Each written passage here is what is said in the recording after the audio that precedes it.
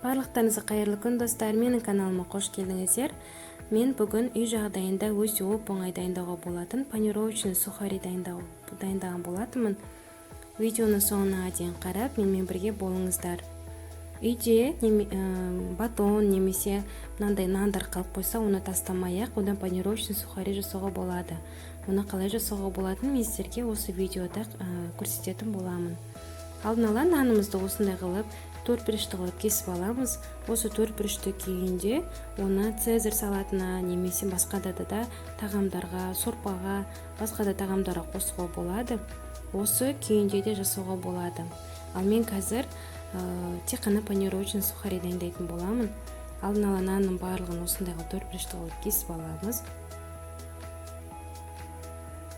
Панировочный сухариді көбінесе балық тағамдарынан котлет немесе балықтың өзін қуырғанда сондай кезде пайдалануға болады. Өте дәмді болып шығады, әрі қытырлақ болып шығады.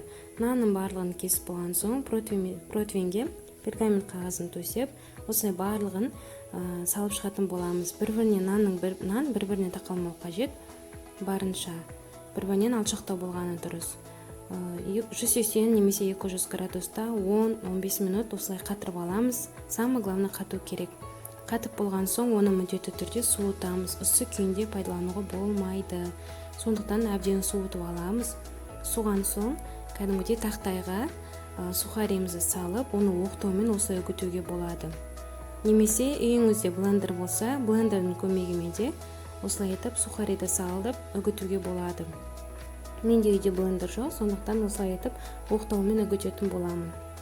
Панировочный сухариді мен көбіне осы рецептпен жасаймын. Сіздерге де жасауға кеңес беремін. Өте оңай дайындалады, әрі уақытыңызда аз кетеді. Барлығын үгітіп болған соң ыдысымызға саламыз. Өзіңіздің қалауыңызша тұз немесе паприка, басқа да приправалар қосуға болады панировочный сухаридің ішіне. Бірақ мен қоспаймын, маған осы күйінде пайдаланған ұнайды. Осымен біздің панировочный сухаримыз дайын болды. Менімен бірге болғандарыңызға көп-көп рахмет.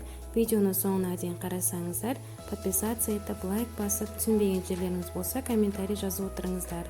Барлықтарыңызға сау болыңыз.